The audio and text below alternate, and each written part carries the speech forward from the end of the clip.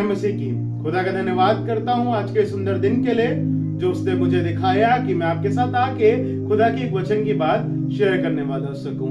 आज लेंट के 24वें दिन पे मैं आपका स्वागत करता हूं। खुदा आपको बहुत आशीष नवाजे। कल हमने बात की थी भरोसे को लेके कि कैसे हमें अपने खुदा पे भरोसा रखना है और कैसे उस भरोसे से वो हमें धर्मी ठहराता है और वो हमें जीवन देता है। आज मैं कुछ और वर्सेस से लेके उसी भरोसे पे आपसे बात करना चाहूंगा और मुझे विश्वास है खुदा इनसे आपसे बात करेगा और आपके अंदर जो खुदा के लिए भरोसा है वो और पे और गहरा और पे और अच्छा और पे और ताकतवर होने वाला हो सकेगा। हम निर्संदेह उस पे भरोसा कर सकेंगे।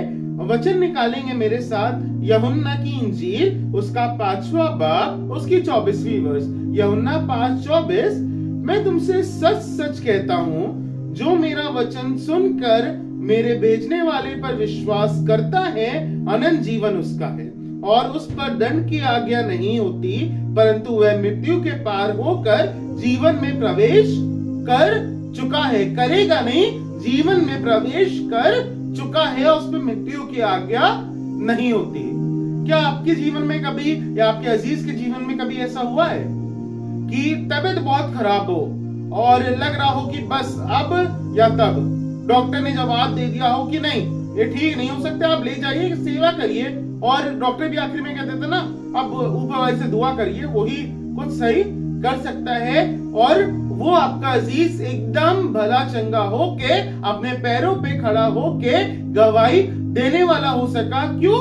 क्योंकि यहाँ पे लिखा है जो मेरा वचन सुन के मेरे भेजने वाले पर विश्वास करता है अनंत जीवन उसका है और उस पे दंड की आज्ञा नहीं परंतु वह मृत्यु के पार होकर जीवन में प्रवेश कर चुका है। जब उसका जीवन उधर मुकर्रर कर दिया गया है तो दुनिया की कोई भी ताकत उससे उसका जीवन नहीं ले सकती। खुदा का धन्यवाद करूंगा इस वचन से कि यहाँ पे लिखा है जो मेरे वचन सुनकर और मेरे भेजने वाले पे विश्वास करता है।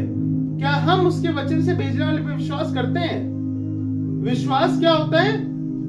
अनदेखी वस्तु का प्रमाण। जो वस्तु हमने देखी नहीं है उस पे हम प्रमाण कैसे लगाते हैं? वो विश्वास हमारी जिंदगी में वो काम वो चीज हमारी जिंदगी में वो करता है। क्या हमने यीशु मसीह को क्रूस पे चढ़ते हुए देखा?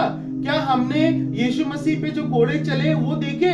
लेकिन नहीं, क्योंकि उसके जीवित वचन पे हम विश्वास करते हैं और इसी से हम उस भेजने वाले पे विश्वास करते हैं कि जैसे उसने अपने पुत्र को हमारे लिए भेजा और तीसरे दिन मृतकों में से जीवित किया वैसे ही वो हमारे साथ भी करेगा। आप हो सकता है कोई बीमारी, हो सकता है कोई परेशानी, इस कारण के वजह से आप अपने आप को एकदम निडाल एकदम सोच रहे हो अब मेरा जीवन रहा नहीं, अब मैं खत्म हो चुका हूं। विश्वास करिए कि वो आपको आज जी उठाने पर है और उसके लिए आपको क्या करना है? इस पे भरोसा करना है और कैसे? इस वचन के द्वारा उस पे भरोसा करना है और वो आपको हर दोष हर दंड से बचाने की सामर्थ रखता है। एक वचन और पढ़ाऊंगा जो आपको मिलेगा इफिसियो, मेरे साथ निकालेंगे जो आपको मिलेगा इफिसियो उसका 2 बाब उसकी 8 से 10। इफिसियो 2:8 से 10 और कुछ इस तरीके से लिखा हुआ है क्योंकि विश्वास के द्वारा अनुग्रह ही से तुम्हारा उद्धार हुआ है और ये तुम्हारी ओर से नहीं वरन परमेश्वर का दान है और ना कामों के कारण ऐसा ना हो कि कोई घमंड करे क्योंकि हम उसके बनाए हुए हैं और मसीह यीशु में उन भले कामों के लिए सिरजे गए जिन्हें परमेश्वर ने पहले से हमारे करने के लिए तैयार किया है। क्या है? क्योंकि विश्वास ही के द्वारा अनुग्रह ही से तुम्हारा उद्धार हुआ है और ये परमेश्वर का दान है, ये तुम्हारे कामों से नहीं कि वहां खड़े होकर तुम कहो मेरे साथ ये क्यों नहीं होना था, मैं तो हर संडे चर्च जाता हूँ, मैं सारे रोजे रखता हूँ, मैं तो एक झूठ नहीं बोलता, मैं तो ऐसा कोई गलत काम नहीं करता, इसकी वजह से मेरे साथ हुआ है। यहाँ पे वो कह रहा है ये सब तुम्हारे लिए क्यों हुआ, क्योंकि ये परमेश्वर का दान है और ये तुम्हारे कामों के कारण नहीं हुआ कि कोई ऐसा ना हो कि कोई उस पे घमंड करे। खुदा को किस चीज से नफरत है? घमंड से। जब हम उस पर भरोसा करें और वो चीज हमारे लिए हो जाए तो जरूर से ध्यान रखिएगा, कभी घमंड नहीं करिएगा। खुदा आपको कोई चीज से नवाज रहा है, घमंड नहीं करिएगा और दुआ जरूर करिएगा कि जैसे खुदा तूने मुझे ये चीज दी वैसे जिसको जरूरत है उसको भी ये चीज देना। अरे मेरी कार, अरे मेरा एप्पल का लैपटॉप, मेरी मैकबुक, मेरा आईफोन, तुम्हारे पास एकदम सस्ते वाले ये घमंड कभी हमें नहीं करना है, क्योंकि वो कहता है कि तुम्हारा उद्धार कैसे, क्योंकि विश्वासी के द्वारा अनुग्रह ही से तुम्हारा उद्धार हुआ है और ये तुम्हारी ओर से नहीं वरन परमेश्वर का दान है। जब उसने आपका उद्धार कर दिया है, जब उसने आपके लिए अच्छी चीज कर दी है, और उसके आगे लिखा हुआ है क्योंकि हम उसके बनाए हुए हैं और मसीह यीशु में उन भले कामों के लिए सिरजे गए हैं जिन्हें परमेश्वर ने पहले से हमारे करने के लिए तैयार किया है। अपने आप को तैयार करें कि जो काम उसने आपके लिए रखे हैं वो काम आप अच्छे से करने वाले हो सके। ये कभी भी कोइंसिडेंस नहीं होता है कि आप कहीं जाते हैं और सामने वाला आपसे कहता है कि भाई मेरे लिए दुआ करना, बहन मेरे लिए दुआ करना। क्यों? क्योंकि खुदा ने वहां पे मुकर्रर किया हुआ है कि आप उस जगह जाए, आप उसके लिए दुआ करें और आपकी दुआ के कारण उसकी जिंदगी में काम हो जिससे वो और उसका घराना उद्धार पाए। कभी भी कोई आपसे कहे दुआ करने को, अभी अरे नहीं, अरे भाई साहब हम नहीं कर पाते, अरे बहन हम नहीं, हमसे नहीं, उससे कहो हमसे नहीं। कभी भी खुदा अवसर देता है, वचन में लिखा है अवसर को बहुमूल्य समझो। जब खुदा तुम्हें अवसर देता है उस अवसर को इंपॉर्टेंट समझो और तुम उस भले काम को करो, क्योंकि परमेश्वर ने वो भला काम तुम्हारे लिए पहले से मुकर्रर किया हुआ है। एक और वचन आपको पढ़ाना चाहूंगा जो आपको मिलेगा मरकुस उसका 11 बाब उसकी 22 से 24। यीशु ने उसको उत्तर दिया, परमेश्वर पर विश्वास रखो। मैं तुमसे सच सच कहता हूं कि जो कोई इस पहाड़ से कहे तो उखड़ कर जा और समुद्र में जा पड़ और अपने मन में संदेह ना करे वरन प्रतीति करे कि जो कहता है वह हो जाएगा, तो वो उसके लिए वही होगा। और इसलिए मैं तुमसे कहता हूं कि जो कुछ तुम प्रार्थना करके मांगो तो प्रतीति करो कि तुम्हें मिल गया है और वो तुम्हारे लिए अवश्य हो जाएगा और तुम्हारे लिए वो अवश्य होगा। और जब कभी तुम खड़े हुए प्रार्थना करते हो तो यदि तुम्हारे मन में किसी की प्रति कुछ विरोध हो तो क्षमा करो, इसलिए तुम्हारा स्वर्गीय पिता भी तुम्हारे अपराध क्षमा करेगा। यहाँ पे लिखा है जब तुम विश्वास के साथ एक पहाड़ को हुक्म दो, उखड़ के वो समुद्र में गिरेगा। पहाड़ जरूरी नहीं कि एक विशाल पहाड़ हिमालय एवरेस्ट की बात हो रही है।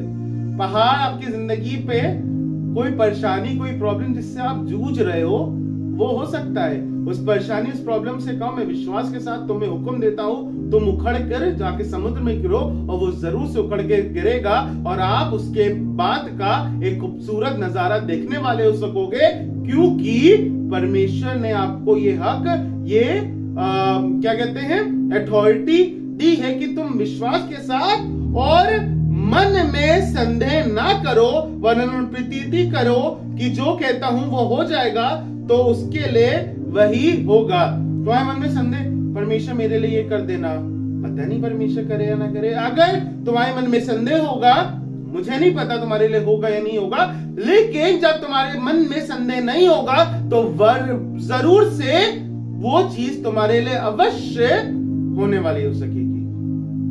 आज मैं आपको एक होमवर्क देना चाहूंगा, इब्रानियों उसका 11वां बाब आप पढ़िए और मुझे विश्वास है वो विश्वास के बहुत से उदाहरण हैं, वो भरोसे के बहुत से उदाहरण हैं। एग्जाम्पल चाहिए होते हैं ना हमें, हम कोई चीज पढ़ रहे होते हैं, हमें एग्जाम्पल मिलता है तो हम समझ जाते हैं क्योंकि वो हमारी डे टू डे लाइफ से रिलेट करता है। ऐसे ही इब्रानियों 11 में बहुत से विश्वास को लेकर उदाहरण दिए हुए हैं और मुझे विश्वास है जब आप उसको पढ़ेंगे खुदा आपसे बात करेगा और आपको आशीष से बख्शेगा। ये दुआ करें। धन्यवाद जीवित सामर्थ्य पिता परमेश्वर, आपका धन्यवाद करते हैं आज के इस वचन के लिए कि आपने सिखाया कि कैसे हमें आप पे विश्वास करना है और कैसे हमें घमंड नहीं करना है और कैसे विश्वास करके दुआ करनी है, प्रतीति करनी है कि वो हमारे लिए हो गया, वो हो जाएगा। कैसे हमें निर्संदेह आप पे विश्वास करना है। खुदा इस माहौल में, इस दुनिया में, संसार में रहकर संदेह हमारे मन में आ जाता है, लेकिन आज मैं दुआ करता हूं अपने लिए और जितने लोग इस वीडियो को देख रहे हैं, खुदा बाप हमारे मन से उस संदेह को दूर कर। In the name of Jesus वो संदेह हमारे जीवन से दूर हो और हमें विश्वास हो कि जिस भी चीज के लिए हम दुआ करते हैं वो हमारे लिए जरूर से परमेश्वर आप करेंगे, क्योंकि आपने कहा है निर्संदेह विश्वास करो और मानो कि वह तुम्हारे लिए हो गया है तो वो अवश्य होगा। और आज मैंने मान लिया है कि जिसके लिए मैं अभी इस समय दुआ कर रहा हूं, आप उसके मन के साथ बात कर रहे हैं, उसके मन से संदेह हटा रहे हैं, उसके मन से प्रॉब्लम के पहाड़ हटा रहे हैं, उसके मन से बीमारी का पहाड़, उसके मन से फाइनेंशियल प्रॉब्लम का पहाड़, उसके मन से तन्हाली का पहाड़, उसके मन से जो भी प्रॉब्लम वो फेस कर रहा है वो हटा रहे हैं और आपने उसको एक नया जीवन दे दिया है। और उसकी मदद करिएगा कि वो निर्संदेह आप पे विश्वास करने वाले हो सके। आप महान हैं, आपकी करुणा सदा की है, आपकी सच्चाई पीढ़ी से पीढ़ी बनी रहती है। इस दुआ को सुनिएगा, अपने प्यारे बेटे यीशु मसीह के नाम से कबूल करिएगा। आमीन। खुदा आपको आशीष दे। कल मैं फिर आऊंगा एक बरकत की बात लेके। तब तक खुदा के वचन में लगे रहें और निर्संदेह उस पर विश्वास करें। जय मसीह की। शालोम, शांति और सलाम।